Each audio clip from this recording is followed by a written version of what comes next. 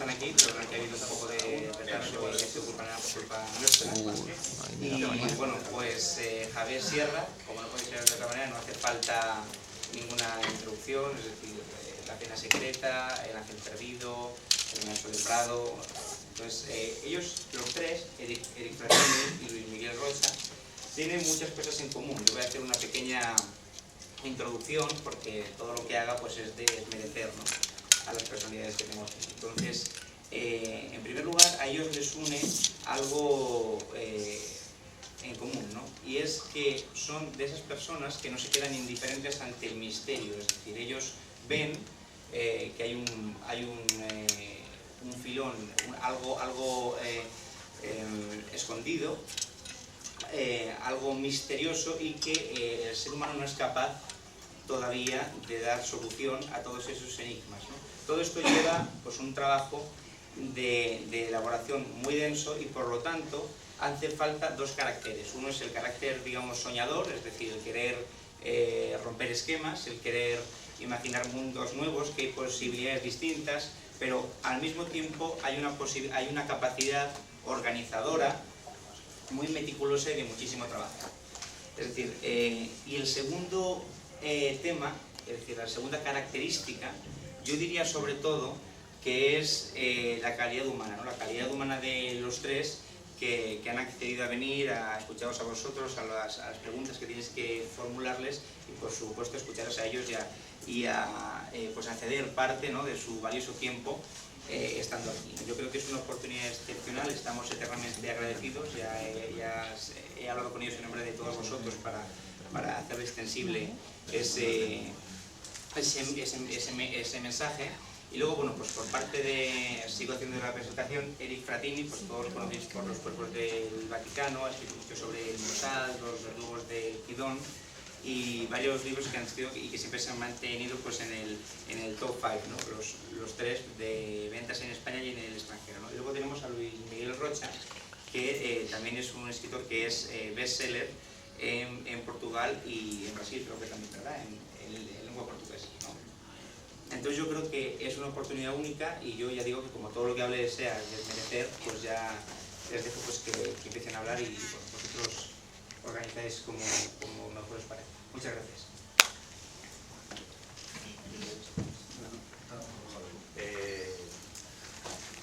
Buenos días.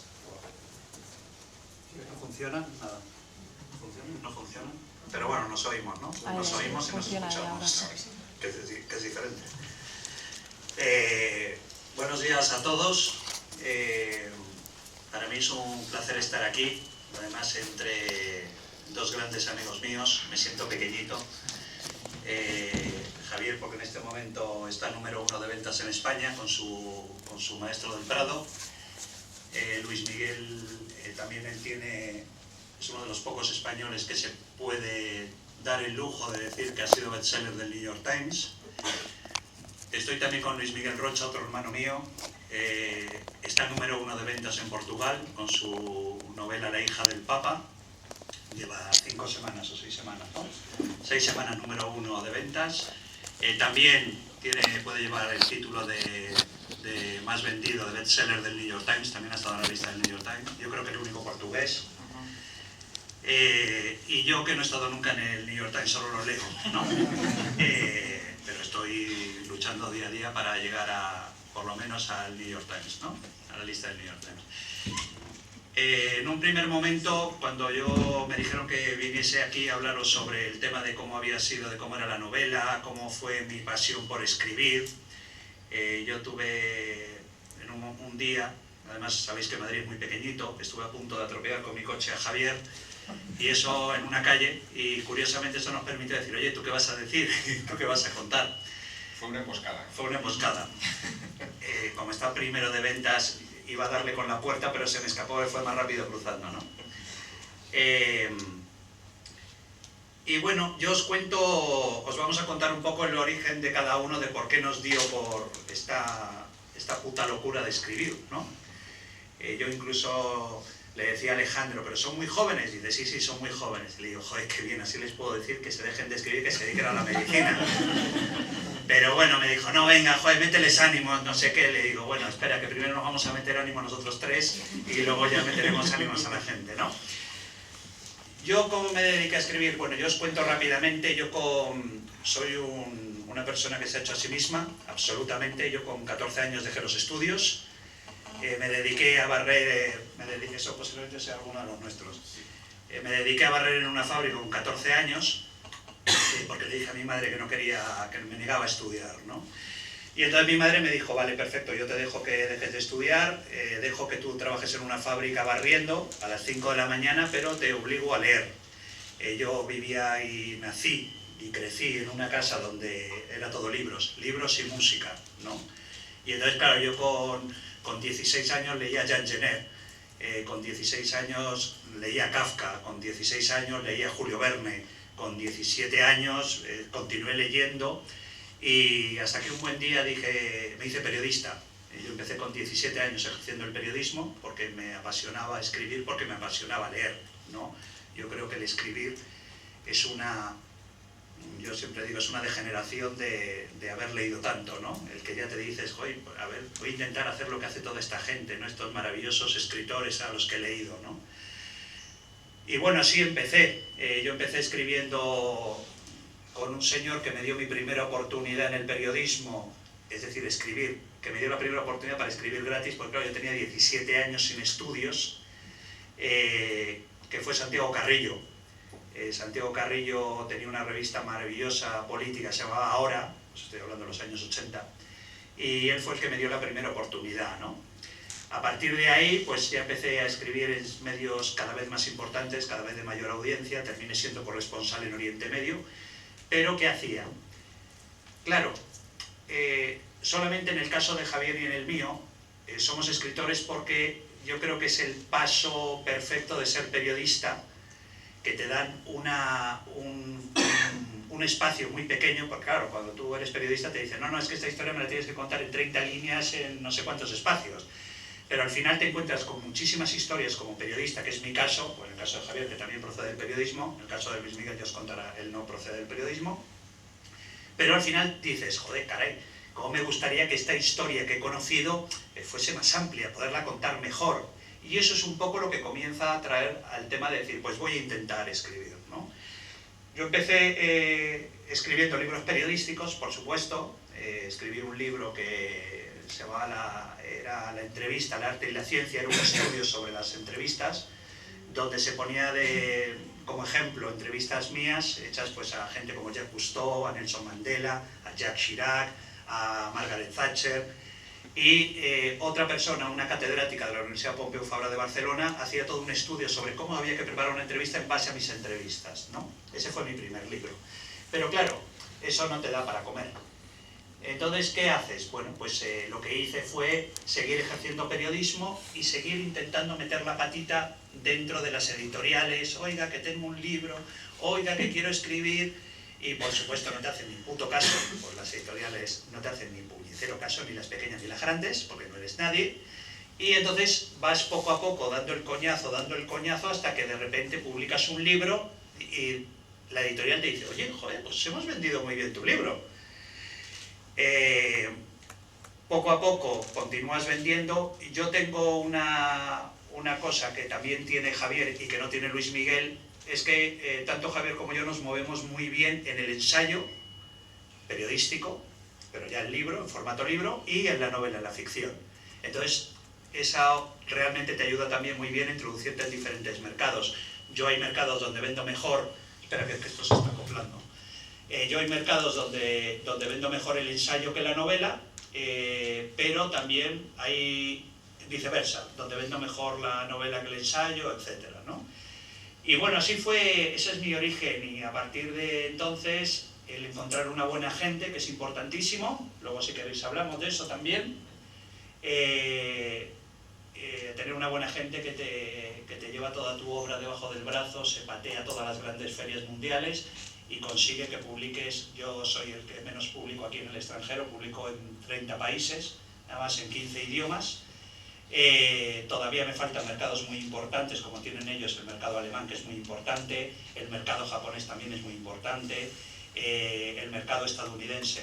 Yo entro en el mercado americano con ensayo, pero no con novela, también está mi gente intentando entrar en novela, pero bueno, eso es lo que te permite escribir y dedicarte a la literatura, porque los tres que estamos aquí sentados somos tres privilegiados, solo vivimos de escribir, nada más, no hacemos ninguna otra cosa. Muchísimas gracias y paso la palabra a Javier. Bueno, buenos días.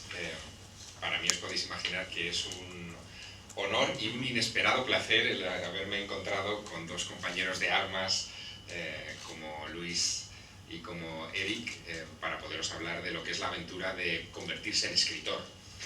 Yo quería repasar una serie de puntos fundamentales que creo que son importantes para vosotros. Lo primero, ser escritor es el medio para contar una historia, no es el fin. Es decir, si vosotros lo que queréis es ser escritores porque vais a salir en el que leer, la lleváis dada, ¿eh? O sea, porque no es ese el fin. Tenéis primero que plantearos, y parece una pregunta de perogrullo, pero es muy importante, ¿qué historia queréis contar? Si tenéis una historia, empezad a trabajarla en sus distintas dimensiones para que sea leída y sea comprendida. Más allá, y luego entraremos en esos detalles, más allá de encontrar un agente, un buen editor, etc., lo que tenemos que encontrar es una buena historia con la que llegar a todos esos elementos. Sin ello no hay nada. Y para contar una buena historia, lo que tenéis que desarrollar como también paso primordial es vuestra mirada. Una mirada en la que vosotros os sintáis cómodos contando la historia. Podéis ser admiradores de las novelas de Eric o de Luis y querer escribir como Eric y como Luis, pero finalmente os vais a sentir frustrados porque eso no es vuestra naturaleza. Vais a impostar una mirada que no es la que es consustancial a vosotros y por lo tanto vais a ser un fraude. Tenéis que encontrar vuestra óptica. La óptica o la mirada, que es lo más importante que tiene un escritor, es algo que no se encuentra con el primer libro. Es algo que uno va desarrollando. Escribir es una gimnasia, en el fondo es como quien se prepara para correr los Juegos Olímpicos. Tiene que tener el convencimiento, la seguridad de que el siguiente proyecto va a ser todavía mejor que el anterior, porque ha desarrollado un músculo. Por lo tanto, no os frustréis si en un primer libro o en un primer escrito no habéis encontrado en fin, vuestra óptica. También sois cerebros en formación. Nosotros también, pero como ya vamos cumpliendo años, nos vamos anquilosando ya un poco y vamos cogiendo nuestras manías. Sí. Pero vosotros que tenéis la juventud y las ganas de... Exacto, y las ganas de comeros el mundo, que nosotros también tenemos, pero, insisto, ya nos vamos haciendo más mayorcitos, tenéis que aprovechar esa flexibilidad para encontrar en qué estilo os encontráis bien, si queréis escribir en primera o en tercera persona o en segunda persona los más atrevidos, qué temas son los que realmente os interesan. Yo mi recomendación, y no sé si en esto me equivoco, pero mi recomendación es que no sigáis modas.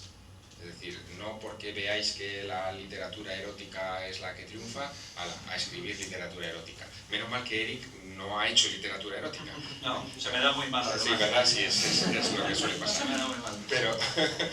Pero no sigáis modas, seguid los temas que os interesen.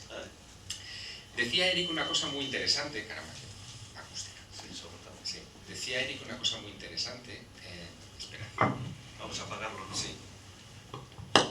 ¿A que me escucháis mejor? Sí. Vale. Y nosotros no nos quedamos sordos. Decía Eric una cosa muy interesante sobre la procedencia del periodismo que tenemos él y yo, ¿no? El periodismo, yo creo que para ambos ha sido una escuela formidable, porque nos ha permitido entrar en contacto con dimensiones de la realidad que desde otro punto de vista pues no hubiéramos tenido, ¿no? Y sobre todo nos ha dado licencia para preguntar, que es algo muy importante para un periodista y para un escritor. Tener curiosidad por las cosas y irse a los que saben y preguntarle para después construir sobre lo que hemos aprendido de ellos nuestros relatos. Pero hay también una cosa que diferencia el periodismo y la literatura, que para mí es fundamental y es lo que a mí me empujó a dar ese salto. Y es la siguiente, pensadlo por un minuto. El periodismo es una escritura cuyos elementos tendemos a olvidar. Es la escritura de los datos, de la información.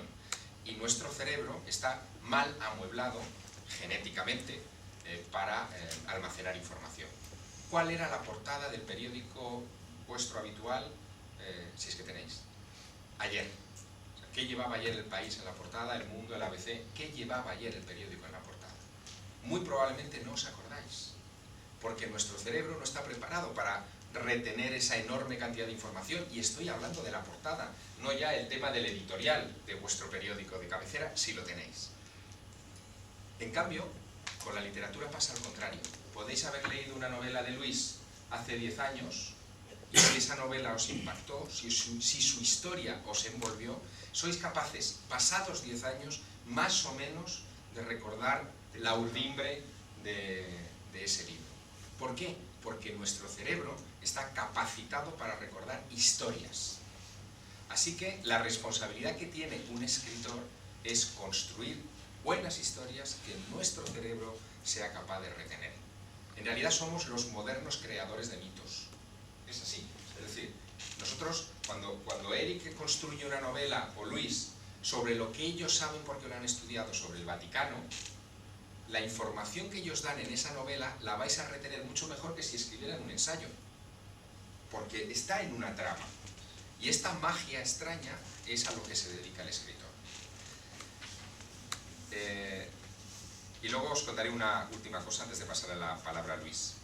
Es verdad que lo de visitar por primera vez a un editor es terrible, porque no eres nadie, porque nunca han leído nada, porque sin padrinos parece que no se va a ningún lado. Bueno, no se va a ningún lado sin padrinos, pero es que con padrinos tampoco. Sí. Y ahora os contaré una pequeña anécdota que yo, claro, es que me río cada vez que la recuerdo, ¿no? Yo conseguí publicar mi primer libro con 24 años. Fue con Editorial EDAF, que es un sello, en fin, para mí era la leche, o sea, EDAF, ¿no? Y fue porque era un libro reportaje y las circunstancias del momento hicieron que, en fin, que se interesaran, hicieran una pequeña tirada y después, en fin, se consolidara aquello, ¿no? Pero mi ambición era mayor, yo quería publicar en Plaza y Janés o en Planeta, porque eran los libros que yo leía de pequeño, y cuando con 8 años yo escribía mis cuentos, yo ya les ponía debajo Planeta, ¿no? Porque veía esos libros en mi casa, yo dibujaba la portada y debajo ponía Planeta, ¿no? Y ocurrió una cosa, debió ser como el año 97, 96, por ahí. Un día, hablando con JJ Benítez, que igual habéis leído algún libro de él, él era como el gran autor en ese momento de Planeta, con sus caballos de Troya, en fin, era como el megabestseller. Yo tenía cierta relación con él, a base de entrevistas, de ir a ver las conferencias y tal, y el hombre debió ver que aquel muchachillo tenía madera, y un día que coincidimos en Barcelona me dice, oye, pues tengo que ir a Córcega, que es la calle Córcega es donde estaba entonces Planeta. Sí, Planeta. Tengo que ir a Córcega, vente conmigo y te presento a mi editor. ¡Buah! O sea, aquel día era el más luminoso de mi vida, ¿no? Entonces yo me voy a Planeta con JJ Benítez. Córcega, que era la sede histórica. Exacto, es la sede histórica. Entro en Córcega, subimos a la planta donde estaba Enrique Murillo, que era su editor, que había sido editor en Plaza y Janés, sí, sí. Imagínate, y me presenta. Y me dice Enrique Murillo, bueno, me presenta a Benítez muy enfático, diciendo, este chico tiene madera. Oye, que te presente un proyecto, lo que sea, atiéndelo. Claro, a mí me faltó minutos para llegar a mi casa, ponerme a escribir un proyecto y tal, mandárselo a Enrique Murillo, proyecto que jamás contestó, evidentemente. Es decir, que la frustración fue más que notable. ¿Quién iba a decir que años después de esa misma casa iba a estar publicando mis libros, encantado de publicar mis libros? Pero que a veces el camino es duro, ¿no? Y uno se encuentra con ese tipo de tropiezos, pero la moraleja es que si insistes, si tienes claro tu camino, si no te desvías, si eres fiel a ti mismo, si tienes el empeño de desarrollar esa voz propia, tuya, particular, el camino se abre. Entonces, esa desde luego es la mejor recomendación que puedo daros, porque ninguno de nosotros tuvimos a un padre editor, ni a un padre escritor, ni nada por el estilo. Es decir, el camino era virgen, teníamos que empezar de cero. Y bueno, como vosotros. Exactamente, como vosotros, en la misma situación que vosotros estáis. estáis ahora. Pero eso quiere decir que este camino es posible y que podéis perseverar en él y llegar. Luis. Muy bueno. Muchas buenas tardes. Mi español no es tan bueno como mis hermanos.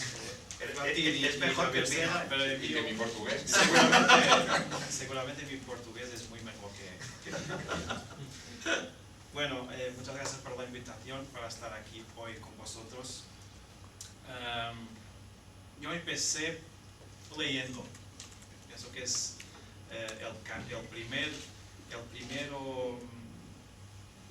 la primera cosa que un futuro escritor hace es leer. Yo soy un lector compulsivo, yo leo mucho. Pienso que todos leemos mucho.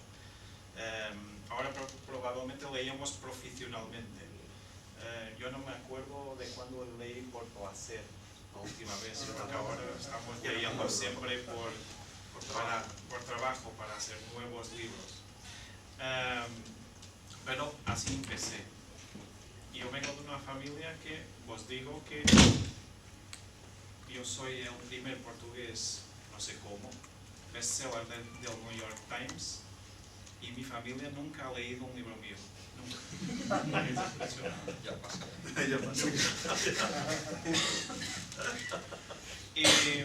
Y bueno, empecé escribiendo porque leía tanto y empecé escribiendo.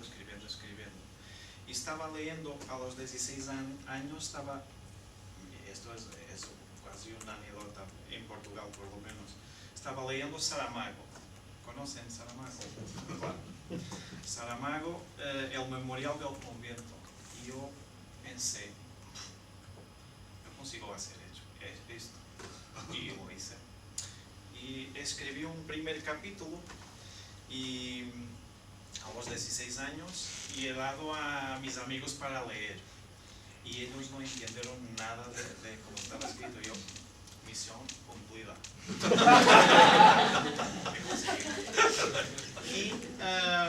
Y bueno, 10 años o 12 más tarde estaba viendo mis papeles antiguos y veo ese capítulo.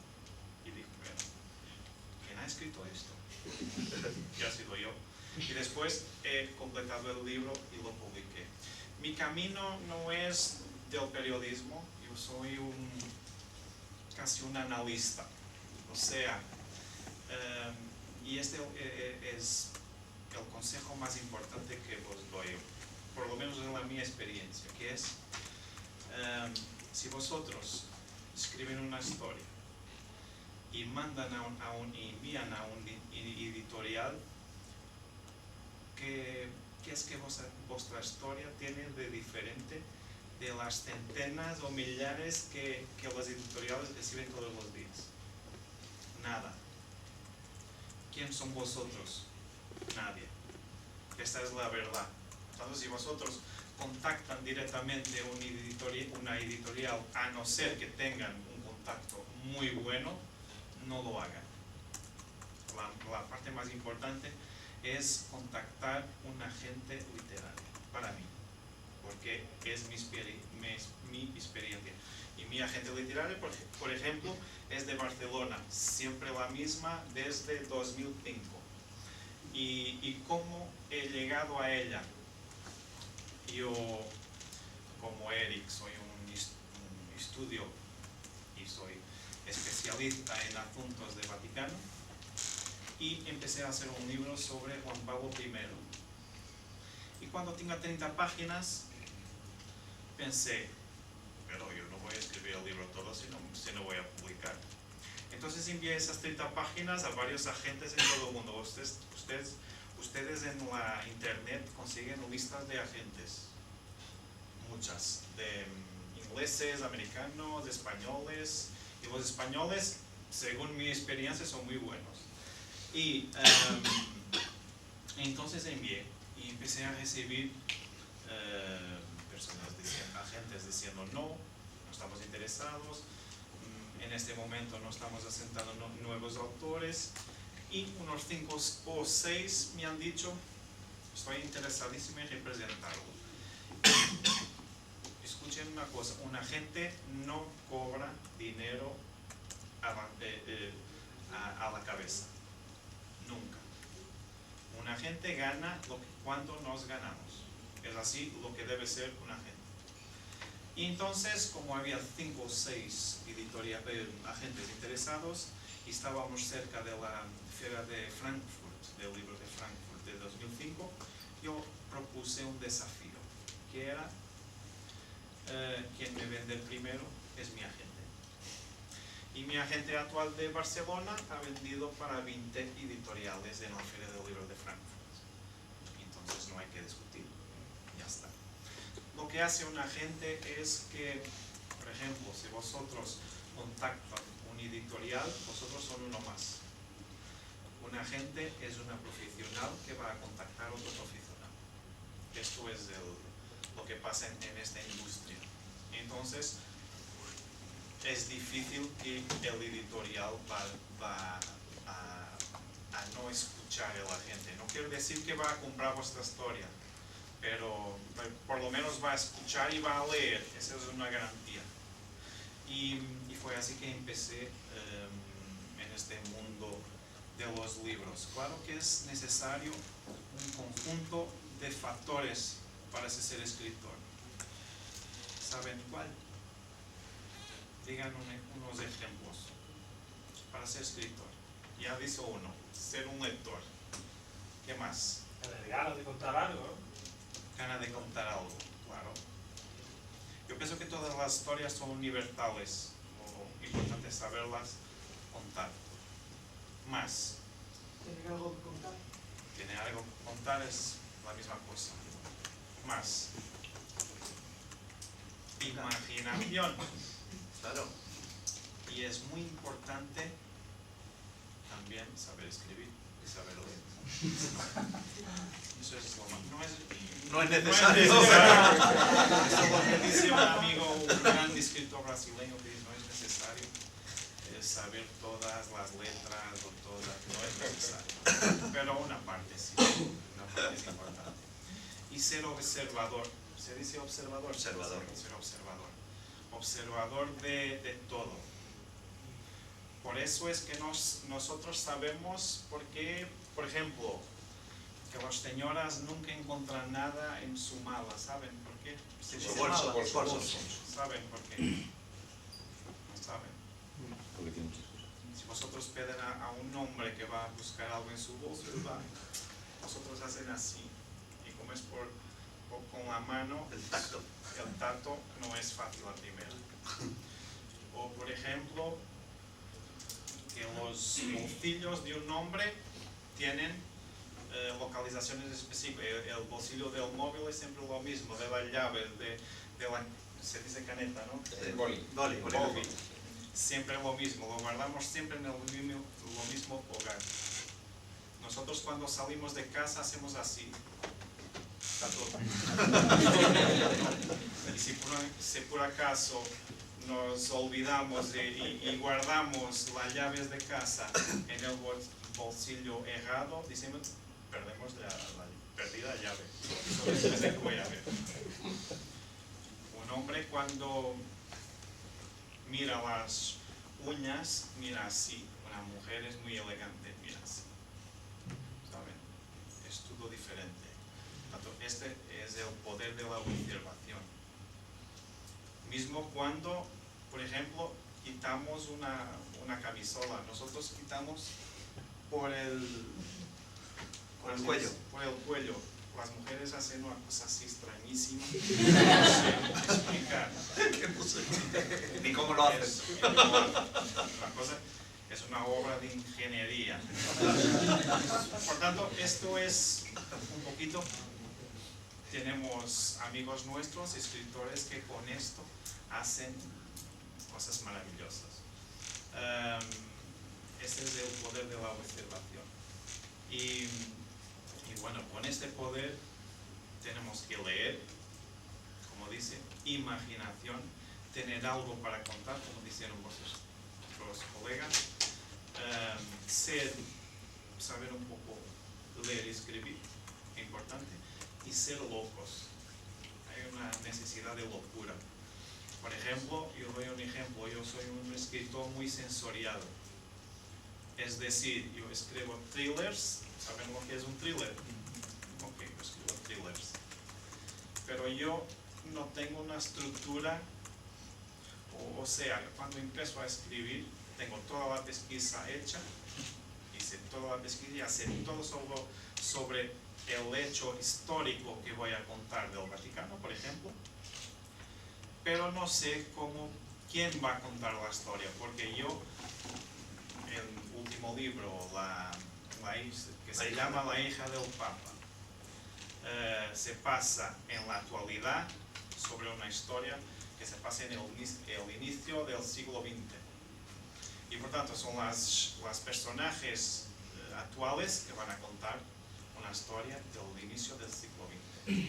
¿Cómo lo hacen? No lo sé. Cuando partí para la escrita del libro no sabía. Yo no consigo, por ejemplo, y amigos míos como Eric consiguen, yo no consigo escribir el capítulo 5 si no escribí el 4, el 3 o el 12 luego. O sea, para mí escribir es como leer. Solo que para yo saber la historia tengo que escribir más. Esa es la diferencia. Y mis personajes son completamente mentirosas, porque esto es un thriller. Entonces ocultan su agenda de mí, porque si yo supiese lo que ellos van a hacer, yo iba a contar a todos los otros personajes. ¿Están viendo la locura? Esto es la locura de ser escritor. Y bueno, para allá es solo el único consejo, o para mí lo más importante, buscar un agente después de tener una historia, ¿sí? Y después de escribir, buscar un agente, y ese agente es el profesional que va a contactar un otro profesional que es el editor, y después se verá lo que acontecerá. Mi caso ha sido, al contrario de muchos, muy fácil, pero imagino que hay, especialmente se contactan directamente no un agente, pero un editor, muchas puertas cerradas, probable.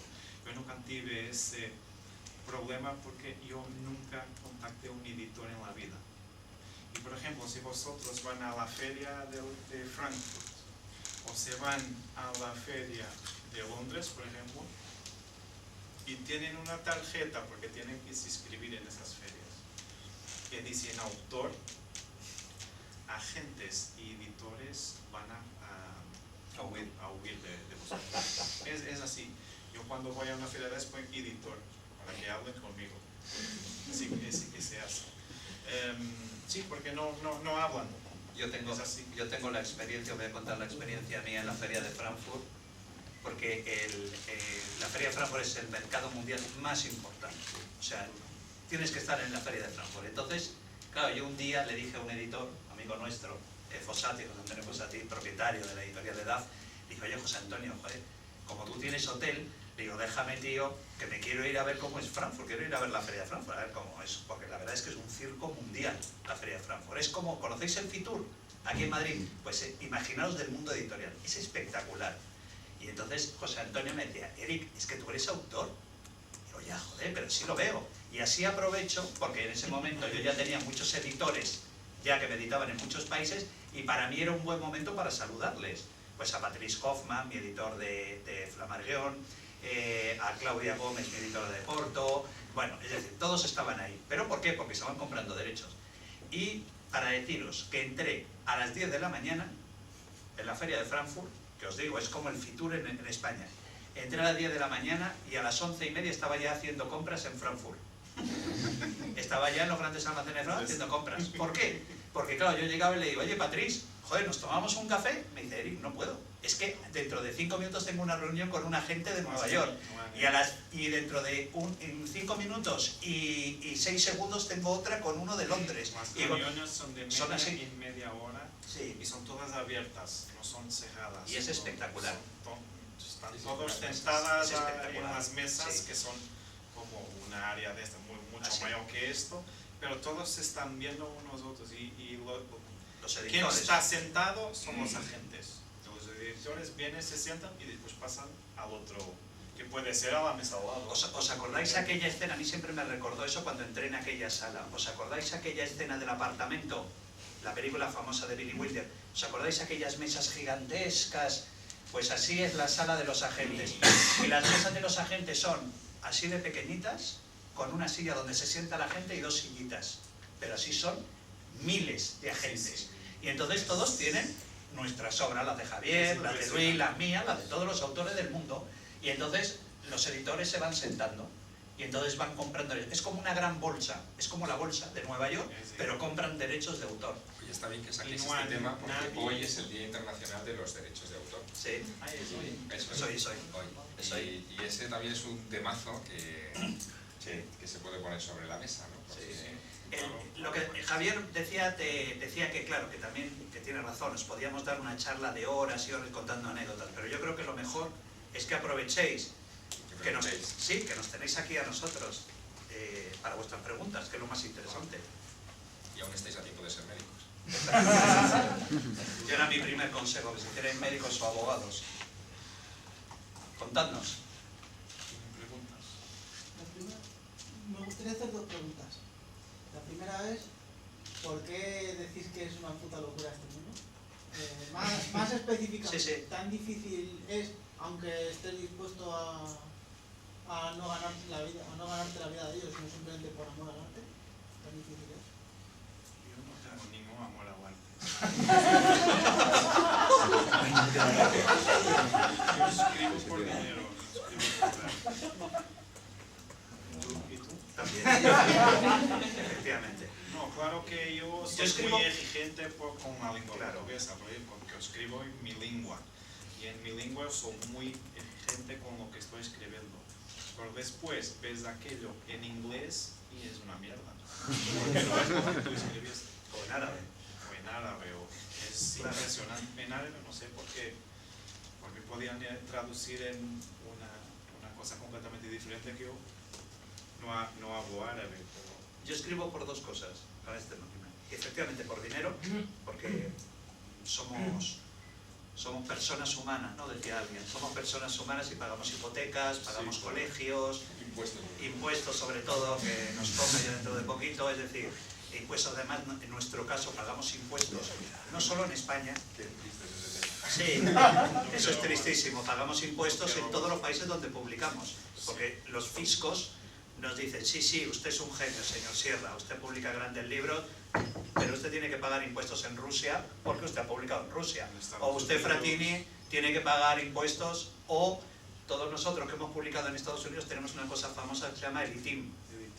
El ITIM, que es el... Lleva como que 6 meses para... Sí, para sacar lo que es el fisco americano, para decir, sí, ustedes son grandes genios, sí, qué maravilla, son ustedes cultísimos, pero tienen que pagar impuestos en el fisco americano, es decir, que pagamos en mucho. Y luego yo, déjame decirte que yo también escribo los libros, no todos, pero escribo los libros que me gustaría tener en mi biblioteca, muchas veces. En el caso del Mossad, por ejemplo, que fue un ensayo sobre la historia de la unidad de asesinatos del espionaje israelí, desde el año 60 hasta el año 2012. Y recopilé todos los grandes casos de asesinatos y secuestros llevados a cabo por el espionaje israelí. Fue un libro... Hay grandes libros escritos sobre el Mossad. Hay uno de Gordon Thomas, que yo creo que es el gran libro sobre el Mossad, la gran historia del Mossad, Los espías de Gideón. Lo que pasa es que no había nada publicado sobre ese tema, y como yo me hubiera gustado tener una biblioteca, todos nosotros tenemos bibliotecas específicas sobre Vaticano, sobre espionaje o sobre biografías, pero yo era un libro que me encantaría tener, y entonces me dediqué a escribirlo. Y lo escribí. Por eso también te digo que muchas veces también es el interés que tengas, aparte del dinero que nos pagan, está claro, el hecho de que muchas veces dices, joder, cómo me encantaría escribir este libro, cómo me encantaría, ¿sabes?, tenerlo en la biblioteca. Y también por eso, en el caso de Javier. Por dinero. No. Como nosotros. No, que va. No solamente. Sois unos mercaderes. mercenarios. No, Es que hemos traído a Javier porque necesitamos a alguien romántico. Sí. ¿Sabes? Ahí está, yo soy el contrapunto romántico, ¿no? O sea, de repente, claro, evidentemente viene dinero, pero fíjate que cuando yo empecé a vender ver en Estados Unidos y muchos sitios y tal, yo no tenía la sensación de estar ganando dinero, sino de estar ganando tiempo. Es decir, una de las cosas que a mí me preocupan con la literatura es la siguiente. Tú puedes hacer un libro y vender mucho y ganar dinero, pero no puedes contar con que el siguiente va a vender lo mismo, porque no lo sabes. Es decir, este es un trabajo de una gran incertidumbre. A diferencia de un trabajo, entre comillas, normal, que es lo que mi madre deseaba para mí, es decir, que yo terminara la carrera de periodismo y sacara unas oposiciones a Radio Nacional de España, porque era para toda la vida, no, pero es que esto es así, es decir, esa es la mentalidad, ¿no? Este es un trabajo muy incierto. Hoy eres un gran bestseller y al día siguiente sacas otra novela y no ganas. Entonces, mi preocupación no era tanto ganar dinero, que es una cosa como más incuantificable, bueno, es cuantificable, pero bueno, sino ganar tiempo, es decir, tener la tranquilidad para poder crear el siguiente libro sin prisas. Una cosa que yo hago, pero eso soy yo, que soy así de raro, seguro que soy el más raro de los tres, es yo nunca firmo un contrato para mi siguiente libro. Es decir, yo ahora mismo he terminado un libro, he publicado El Maestro del Prado con Planeta y yo no tengo contrato para mi siguiente obra.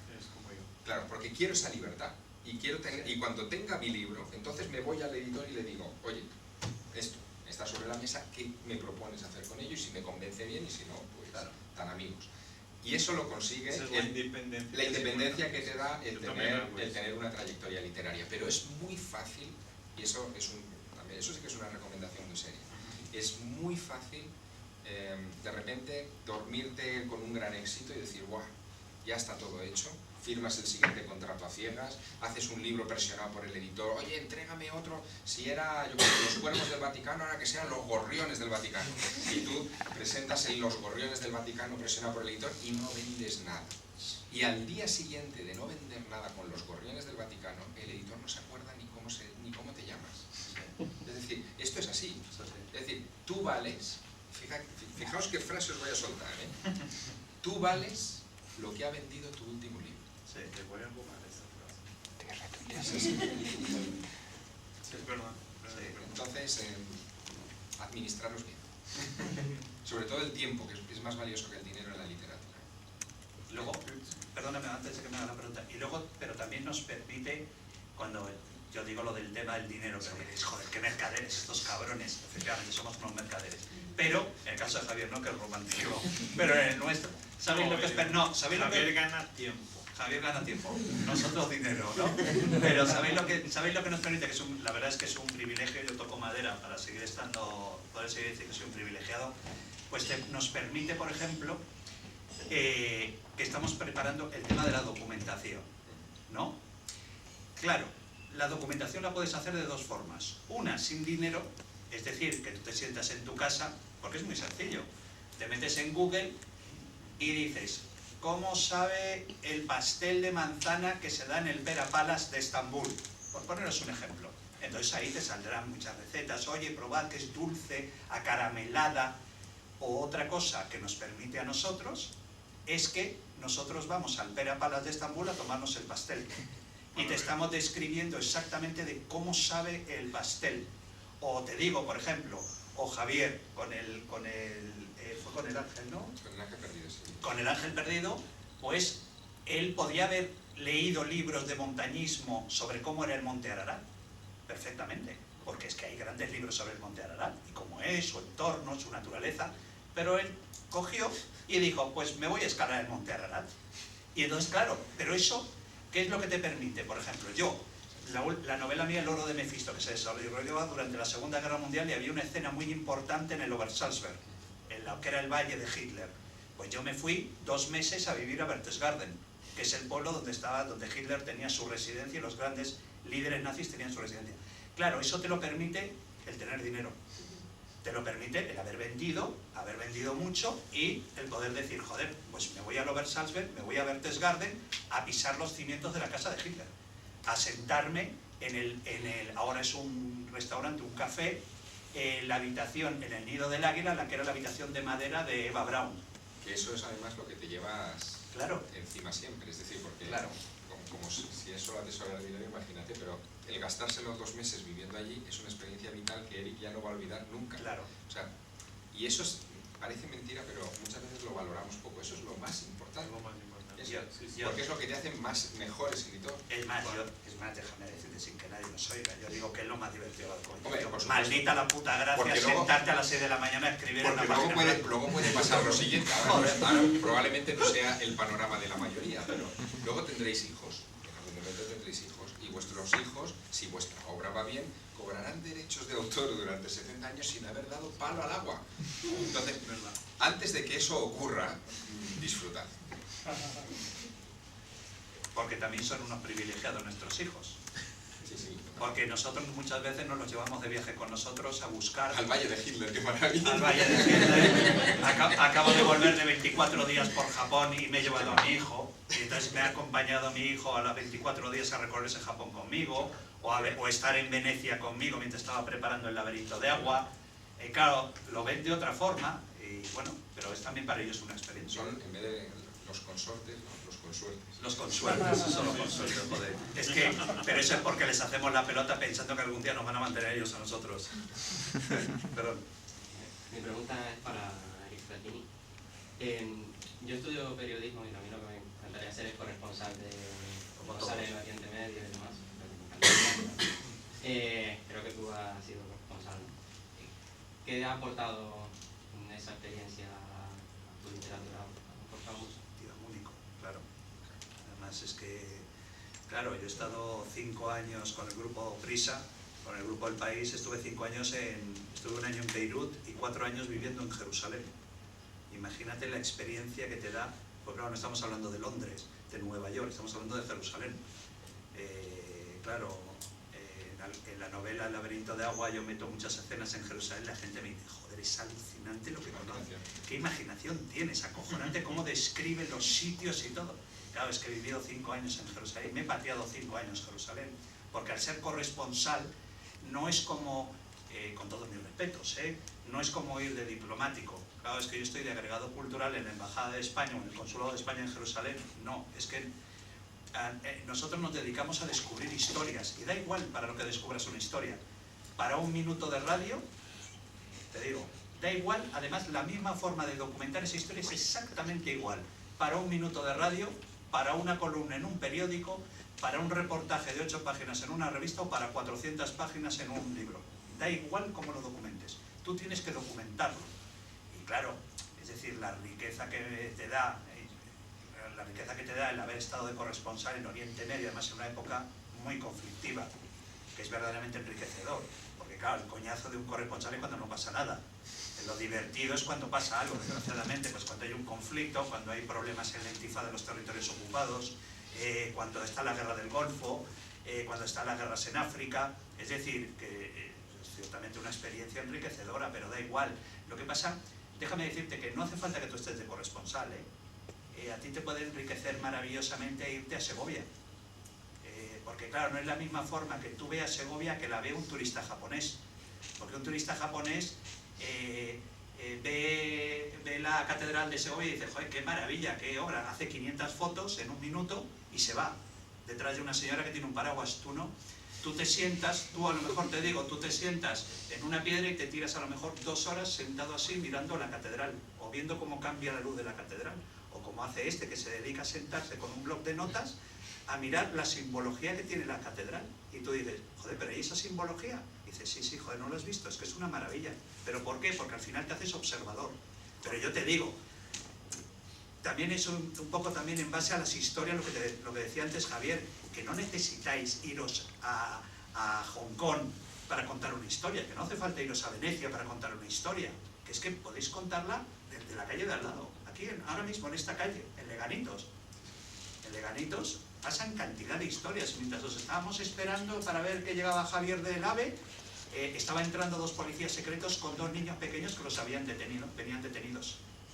Eran gitanillos o de rumanos y se ve que los habían cogido robando y los traían, pues, claro, te quedas mirando y dices, joder, es que es una historia que acaba de pasar delante mío. ¿Sabes? Que no hace falta tampoco decir, joder, es que claro, es que como Javier escribe del Monte Ararat, joder, yo voy a ir mañana a ponerme a escribir sobre Turquía o Estambul, que es una ciudad prodigiosa. No, la Pedriza. Claro, no, pero da igual, es que tienes historias en cualquier lugar. En cualquier momento, en cualquier lugar te surge una historia. Si eres corresponsal en Oriente Medio también, pero no te tienes que ir a Oriente Medio.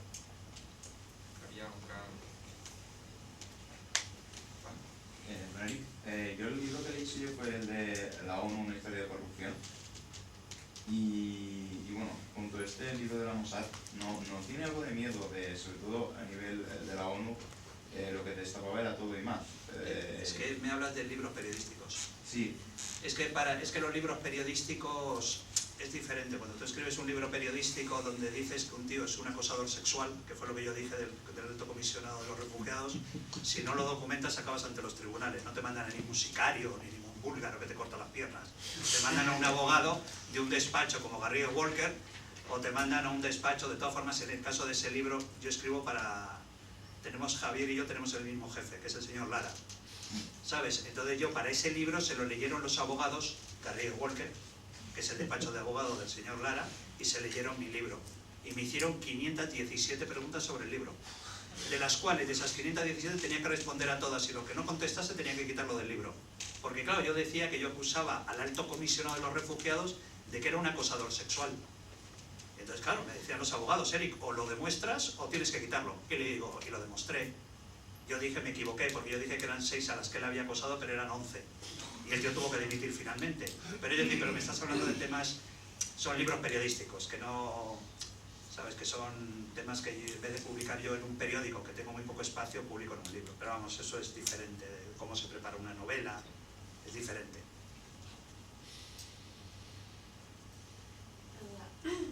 Sobre el título de las novelas, a la hora de poner un título, es que yo he escuchado que los editores se imponen mucho en ese tema. ¿Realmente el autor tiene libertad para poder decidir cuál quiere que sea el título de su novela, o es verdad que somos muy villanos? Bueno, ahí hay una anécdota que es internacional y es muy divertida, que es de Umberto Eco. Cuando Umberto Eco, eran otros tiempos, pero para que veáis cómo cambian las cosas, ¿no? Cuando Umberto Eco termina El nombre de la rosa, lo que se conoce como El nombre de la rosa, él lo lleva a su editor italiano con un título, porque él lo que quería hacer era un thriller, o sea, hizo un libro por entretenerse, y lo llamó Los crímenes de la abadía, que es justo el título que le daría un editor hoy. Hoy sí. Pero en aquella época decía... Vete al grano con el título. Sí. En cambio, el editor se leyó el libro y tal, y como la última frase era El nombre de la rosa, pues le puso El nombre de la rosa. Bueno, lo de los títulos tiene que ver con cada momento histórico por el que atraviesa la literatura. En esa época era más títulos floridos, literarios, que le dieran como una dimensión al libro. Y hoy, que somos la civilización de los 140 caracteres, donde todo tiene que ser como más explícito y más contundente, se buscan títulos de esa naturaleza. Al final, no es el editor el que decide realmente el título. Hombre, depende, supongo que cuando empiezas y el editor te sugiere un título y tú no sabes muy bien y tal, pues te dejas llevar. Sí, porque no te lo sugiere, te lo ordena. Claro, pero una vez que tú ya sabes el terreno que pisas, si tú quieres un título, ese es el título que va a misa, ¿no? El título es del autor. Sí. Pero el editor puede sugerir otro. La última palabra es siempre del autor. Y también... Pero lo que acontece, por ejemplo, a nosotros, no sé si te ha acontecido, es que en varios mercados, o sea, a mí me ha acontecido mucho. Por ejemplo, yo publico en los Estados Unidos y en el Reino Unido, y publico en el mismo grupo, que es el grupo Penguin, y quieren cambiar el título en el Reino Unido, y cambian porque me dan argumentos. Yo no tengo cualificación para decir, bueno, porque yo no soy inglés. Entonces, si él me dice, este título funciona mejor, bueno, en Polonia yo tengo un libro llamado Bala Santa, que está publicado aquí en España y en varios países, y en Polonia me dijeron, mira, nos queríamos otro título. Bueno, ¿y qué título? El Papa tiene que morir, que es el Papa de ellos, Bala Santa, sobre Juan Pablo II. Yo, bueno, pues entonces, ¿saben? Y en verdad es que no tenemos medio de comparación si funcionaría mejor con el título nuestro o con el título que ellos sugieren, pero en mercados que nosotros no conocemos, el título lo ideal es que un mismo título se mantenga en todos los mercados. Eso sería es ideal, pero por veces, a veces no pasa. A mí me pasó con El Ángel Perdido. El título de mi manuscrito, con el que yo trabajé y tal, era La estirpe de los ángeles. Yo trabajaba con ese título, ¿no? Y cuando ya estaba por entregarlo, hice una especie de reunión, una reunión de estas a través de pantalla digital con los editores y tal, de varios países, sometiéndole 4 títulos que yo tenía que eran los que funcionaban, los que a mí me gustaban. Y uno de ellos era El Ángel Perdido. Y El Ángel Perdido era el más fácilmente traducible en todos los idiomas, manteniendo el ángel perdido. Es decir, que en Estados Unidos la estirpe de los ángeles no les funcionaba bien, en inglés, pero en cambio The Lost Angel, El Ángel Perdido, sí. Entonces eso inclinó la balanza. Digo, bueno, pues prefiero que tenga una identidad común en todos los países que no cambiar la identidad, ¿no? Pero por ejemplo, pero en el mismo idioma, puede cambiar el título. Por ejemplo, yo publico en Portugal y luego publico en Brasil. Y en Portugal mi libro era El oro de Mefisto. El oro de Mefisto, era en Portugal, que es el idioma.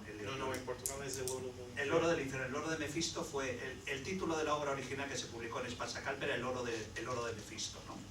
En Brasil se respetó, pero en Portugal no. En Portugal se llamó el oro del infierno, porque decían que el personaje de Mefisto, que es muy importante para lo que es, ¿sabes? El personaje que vende su alma, etcétera. Decían que claro, que Mefisto en Portugal sonaba tema de ópera. Y yo, claro. Y dicen, no, pero es que no tiene el mismo sentido aquí, que no sé qué. Nadie sabe qué es Mefisto en Portugal. Es eso. Pero, por ejemplo, yo no sé con vosotros, pero yo no consigo escribir un libro sin un título. Puede ser provisorio, pero working tiene que tener working title, se llama working title. Y tengo que tener. Y por tanto necesito mismo de ese título, pero no un editor, si vosotros se sienten seguros que es el título que quieren, mismo con el mejor argumento del editor de un mercado que vosotros no conocen, pueden decir que no autorizo. Pero el editor nunca debe hacer lo que el editor portugués ha hecho con el último libro Cuéntalo. Que se llama Los Cuervos del Vaticano, y en portugués se llama Los Buitres del Vaticano, pero él ha sido el último a saber. Has sabido por mí, ¿no? Sí. Me dice, ha salido un libro tuyo. Le digo, ¿cuál? Me dice, Los Buitres del Vaticano. Le digo, eso no lo he escrito yo. Y eso no se debe hacer, ha sido... Pero además dice, bueno, es que ha sido una editorial pequeñita, ha sido la editorial una de las más, Bertrand, que es una de las más importantes. Y han cambiado el título. Una de las más antiguas. Sí. Y le digo, ¿por qué habéis cambiado el título? Me dice, no, porque es que aquí cuervos significa... Le digo, es que me importa 3 carajos. Le digo, es que la palabra cuervos fueron el título que le dimos los periodistas a los filtradores de documentos del Batilix. Y le digo, y además se lo puse así, que le puse así con cover, se reía mucho, le digo, si se hubieran llamado hijos de puta del Vaticano, le hubiéramos puesto los hijos de puta del Vaticano. No le vamos a cambiar el nombre que le ha dado la prensa a los filtradores de documentos. Pues en Portugal es el único país del mundo. Es un editorial que son muy originales los portugueses. No, pero eso es un malo trabajo editorial, eso no se debe hacer, ¿no? Y no se publica un libro sin enseñar la portada, sin enseñar cuándo va a ser publicado y el título, claro. Y si quieren cambiar el título, hablan con el autor. Pero esto no es normal, lo que ha acontecido. Pero es un buen ejemplo para que entiendan lo que puede pasar en el mundo. Sí. Por acaso estamos hablando de Portugal, pero si fuera en China o en Japón no lo sabríamos. Ahora, os digo también que para nosotros el mayor orgasmo de placer, os lo digo de verdad, es cuando llegamos de vacaciones a Hong Kong o a Taipei o al Cairo y entramos en una librería, porque yo creo que los tres tenemos esa deformación, aunque no entendamos el idioma de los libros que venden, entramos a ver qué se está vendiendo, qué se está publicando. Y la verdad es que es un absoluto placer ver tus libros, ¿sabes?, en árabe, o ver tus libros en inglés, o ver tus libros en ver tus libros en Hong Kong o en Taipei, que yo fui a Taiwán y me encontré los libros de Arturo, de mi amigo, que es un gran amigo mío, Arturo Pérez Reverte, y el libro de Luis Miguel Rocha, que estaban ahí colocados en chino, ¿no? Y la verdad que nunca he ido a Taipei. ¿Más preguntas? Antes de escribir novelas, ¿escribíais otro tipo de escritos, relatos, algo? Yo en mi caso sí, yo empecé escribiendo cuentos desde pequeño, o sea, de niño. que es una gimnasia también, lo que hablábamos antes. Ninguno de ellos publicable hoy. Sí, pero escribir es como entrenar. Eso es como Tienes que hacerlo todos los días o Todos lo los más días. posible y tú vas a ver una evolución, o esperas, Sí, sí. que, por ejemplo, yo os digo con sinceridad que mi libro más famoso se llama La muerte del Papa, sobre Juan Pablo I. Y hoy lo escribiría completamente diferente. Completamente. Porque soy otro escritor, no soy lo mismo de hace Ahora, de 8 años. todas maneras, ahora hay muchos estímulos para la escritura que no teníamos en nuestra época. Si yo ahora estuviera empezando, probablemente abriría un blog. Entonces, Sí, claro. Y ahí te vas entrenando, porque eso es también una tabla gimnástica perfecta, ¿no? Sí, sí. De todas formas, lo ha dicho Javier al principio, en la presentación que dice. Es, incluso con cada libro, ni siquiera con cada texto que tú escribes, es como ir al gimnasio todos los días. Vas con una tripa así, gorda, y a base de hacer gimnasia, pues vas perdiendo y dices, caray, me siento mucho mejor, me siento más fuerte. Caray, qué bien me siento, joder, qué bien. Ya cada vez hago más ejercicios, hasta que ya, efectivamente, luego llega un momento, en nuestro caso nos sucede, porque ya hemos publicado mucho y hemos escrito mucho, que ya vamos cogiendo los trucos, lo que llaman truco de escritor, que ya los utilizamos muchas veces, no deberíamos, pero bueno, los utilizamos, ¿no? Pero es eso, es lo que dice él, es como ir al gimnasio todos los días, y todos los días, y además es que, ¿cuál es el problema que tienes? Igual que escribir. Si tú no vas al gimnasio, ¿qué te pasa un día? Que te vuelve a sentir, fofo, así, que te sientes peor, pues igual cuando no escribes, exactamente igual. Encima de todo, vosotros cuando escriben, cuando tenemos, no sé con él y Javier, pero cuando tengo la idea para un nuevo libro es casi orgásmico. Esa es la inspiración, pienso yo. El resto es trabajo, trabajo, trabajo. Y seguro que durante la escrita del libro va a surgir una nueva idea para otro libro, que va a ser mucho mejor que aquel que estamos escribiendo. No lo podemos largar lo que estamos haciendo para empezar un nuevo, porque va a suceder siempre. Y después tienen muchas historias que no terminaron y están siempre empezando nuevas. Entonces es la parte que hay una parte del libro. Ernest Hemingway decía como nadie. Escribir es sentarte en la frente de la máquina de escribir y sangrar. Y es esto. Una gran parte del libro es sangrar, es dolor, sufrir, porque estás solo y tienes que volver todos los días a una historia que por veces y ya sabes todo, ya estás tan dentro de aquello que ya no te apetece escribir. Y es ahí que se hace el escritor, cuando sigue escribiendo, mismo cuando ya no le apetece escribir aquella historia. Y otra cosa importante es, permitidme el neologismo, desescribir. También hay una parte muy importante de recortar lo que uno ha escrito, pulir lo que uno ha escrito. Claro, o sea, no es que de repente seamos unos genios absolutos, porque eso no se ha dado nunca. Es decir, la cosa de uno desde la primera palabra que pone sobre el folio o en el ordenador hasta la última, vale, no es verdad. Hay que revisar, repasar hasta la extenuación y recortar. Malo del texto que no se caiga un porcentaje interesante de páginas, es que eso pasa muy a menudo. O la sequía, por ejemplo, también. Sí, bueno, también son procesos. La Es sequía. un proceso, sí. En mi última novela, por ejemplo, empecé en el 2010 y la terminé en junio del 2012. Y tú dices, caray, ¿cuánto tiempo, no? No, ¿sabes qué pasa? Que me tiré 5 meses sin poder escribir ni una sola línea. Porque estaba con una trama, que era la trama principal de la novela, que es la que sale el 14 de mayo, ¿no? Por fin sale el 14 de mayo. Se llama La lenta agonía de los peces, se llama. Claro, yo tenía la trama principal. Entonces, ¿tú luego qué haces? Vas construyendo tramas paralelas, pues para engañar al lector, para decirle al lector, para cachondearte del lector, decir, no, que la trama va por aquí. Y luego te dices, joder, qué cabrón, si es que este era el amigo del asesino. Esos son los trucos que utilizamos para las novelas, ¿no? ¿Qué me pasó? Que yo seguía escribiendo, y yo me daba cuenta que las jodidas tramas iban siempre en paralelo y no se encontraban en ningún momento. Y yo digo, hostia, ¿y cómo hago ahora? Porque claro, llega un momento en el que tú llevas 2.800 páginas y dices, hostia, tengo que decir a ver cómo se relacionan, cómo el asesino tiene relación con la tía, o cómo... Eso es muy fácil. Tú le dices al editor, novela Río. Sí, tercer volumen. Y entonces claro, ¿qué me pasó? Pues que sequía sin poder escribir, no abría el ordenador, no, vamos, lo pasé fatal, realmente lo pasé fatal, él lo vivió conmigo porque yo le llamaba y me decía, ¿qué tal llevas la novela? Y le digo, como el culo, tío.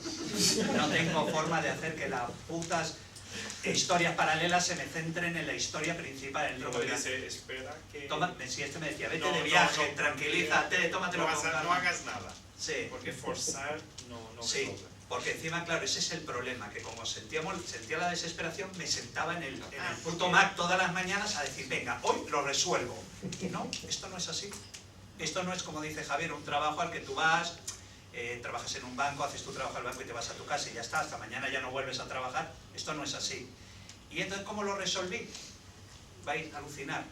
Un día, pasados 5 meses, a las 5 de la mañana, abrí los ojos. Estaba durmiendo.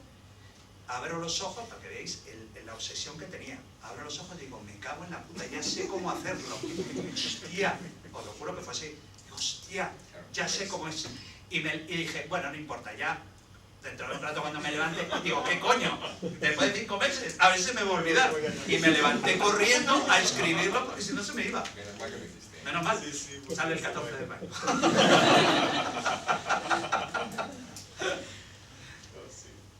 Contadnos, más preguntas que queréis hacer.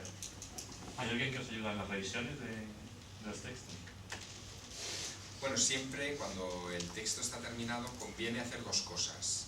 Una, meterlo en un cajón durante unas semanas y luego revisarlo en frío. O sea, revisar en caliente es un error porque no ves nada. Con boli rojo. Eso es. Papel. Sí, yo lo hago en papel, es verdad. Sí. Y 2, una vez que has hecho ya esa primera gran revisión, tener a alguien de confianza, si es escritor mejor porque conoce el oficio y te puede orientar y tal, al que le puedas dar esa novela y que lo lea. Porque es muy importante, enlazando con lo que dice Javier y con tu pregunta, es muy importante siempre pensar que esas gilipolleces que dice alguno, no, es que yo escribo para mí. Los cojones, escribes para mí. Tú escribes, me da igual lo que tú escribas, tú escribes una poesía para que la lea tu novia, porque se la has escrito para ella. Tú escribes un thriller para que lo lea el mayor número de personas. Tú escribes un cuento para que lo lea el mayor número de personas. Tú no escribes para ti.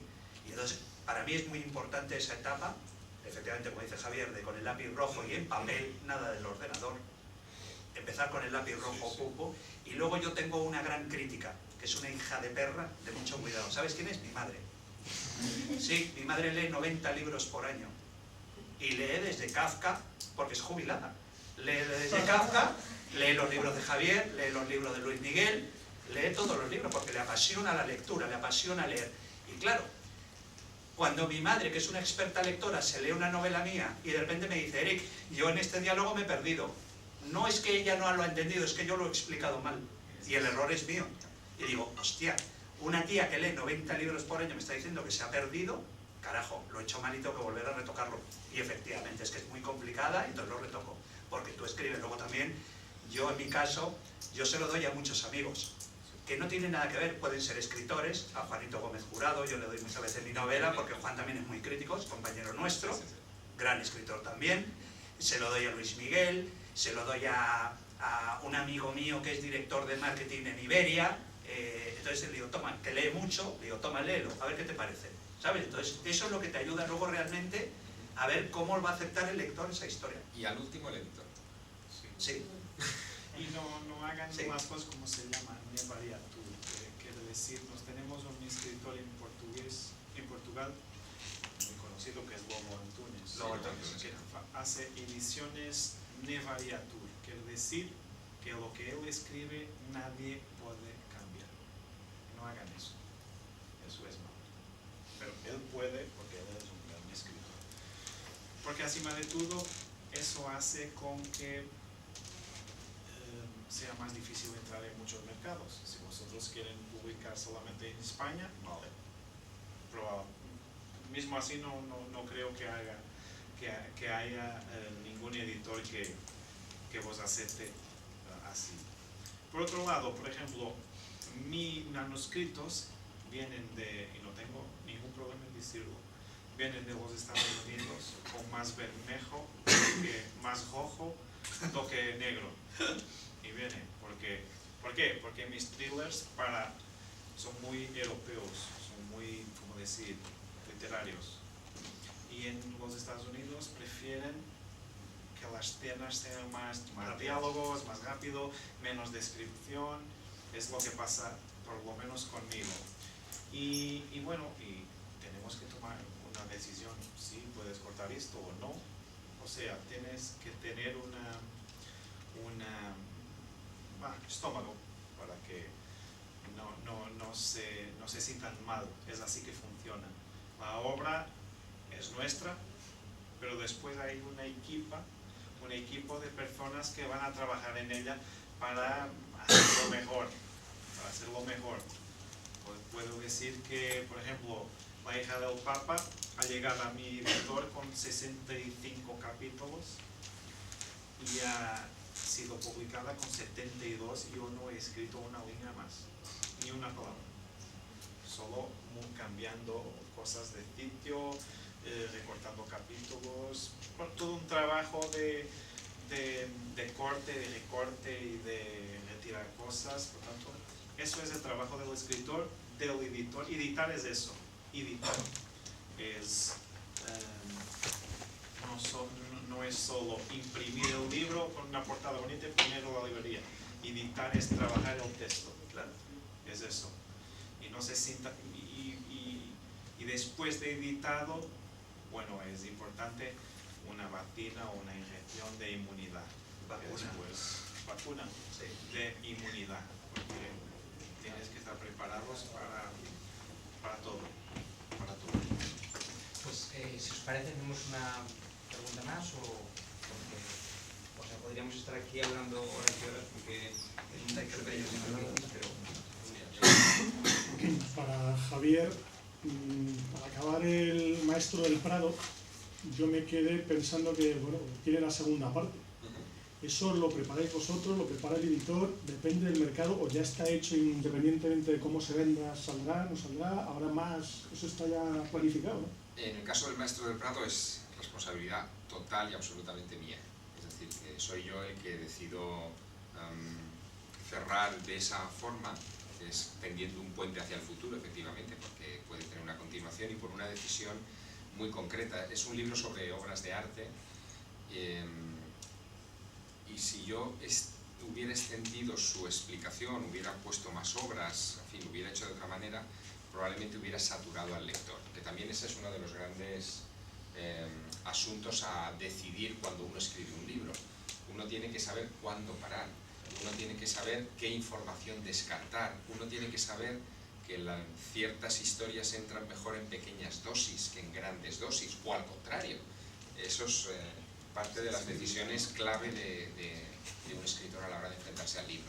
Y en el caso del maestro del Prado, para mí era clave no provocar una indigestión iconográfica a mi lector, ¿no? Que es un poco la sensación que tienen los visitantes del Prado, que se ven en el museo entero y que salen sin saber nada ni con una gran torta en la cabeza, ¿no? Yo no quería provocar ese mismo efecto y por eso preferí la pequeña dosis de una novela de 300 páginas. De todas formas también... Es posible, sí, es posible que haya una continuación. Y de todas formas también muchas veces también es la decisión de la editorial. Si trabajas para una editorial importante, escribes para una editorial importante, a veces sí que yo en mi novela El laberinto de agua pensaba matar al hijo de perra del protagonista porque me caía muy mal. Y cuando leyeron la novela Ana Rosa Semprún, la directora editorial de Espasa, me dijo que ni de coña matarlo.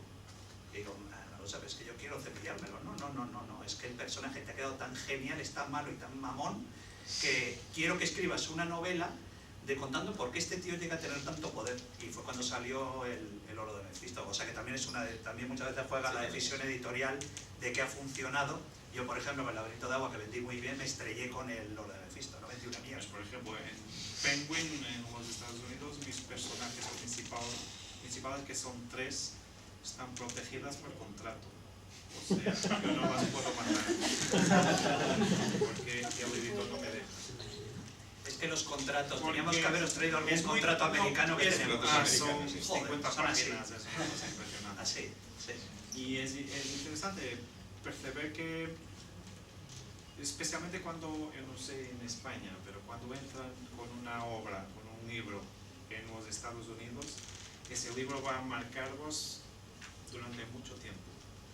Por ejemplo, yo entré con un thriller del Vaticano, el editor quiere thrillers del Vaticano, el lector quiere thrillers del Vaticano. Y para cambiar eso, voy a hacerlo con mucha calma, voy empezando a escribir thrillers que no son del Vaticano, si me dejan. ¿Hay algún cura o algo? Un cura, así. O entonces un guía del Vaticano, pero que se pase en otro sitio.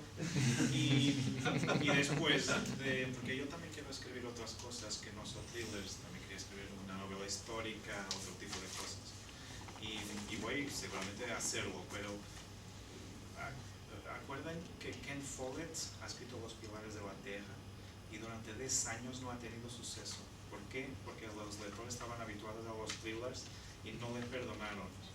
Y después ha tenido un suceso brutal, un éxito brutal en una edición fantástica en Alemania que catapultó el libro en todo el mundo, y ahora Ken Follett es más conocido por sus novelas históricas. Pero él era un hombre del thriller y ha sufrido por cambiar de género de una vez.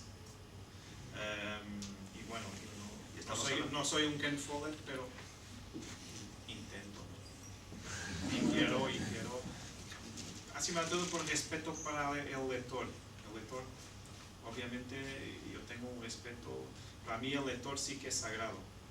Y entonces, yo sé que me piden siempre más thrillers del Vaticano, más thrillers del Vaticano, pero es un tema agotador, muy agotador, para quien escribe. Y bueno, entonces después tengo que dar thrillers sin ser de Vaticano para ver cómo va, y más tarde dar otras cosas, si me dejan. Y solamente ya muy rápido, que lo hemos vivido los 3, porque los 3 escribimos novela, lo que ya es acojonante es cuando estás en la feria del libro y viene un lector a hablarte de un personaje tuyo y te está hablando como si fuera real. Sí.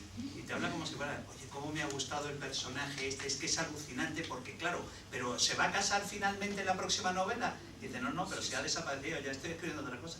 Y entonces eso es maravilloso, porque ¿qué quiere decir? Claro, que tú te has inventado un tipo, que te has inventado malísimo, o una chica guapísima, o una tía interesantísima, o el maestro del Prado, y que te vengan a hablar para decir, joder, claro, es que claro, qué maravilla este tío, ¿no?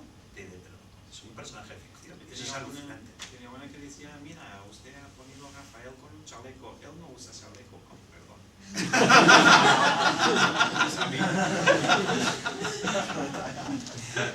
Eso es el efecto de los libros.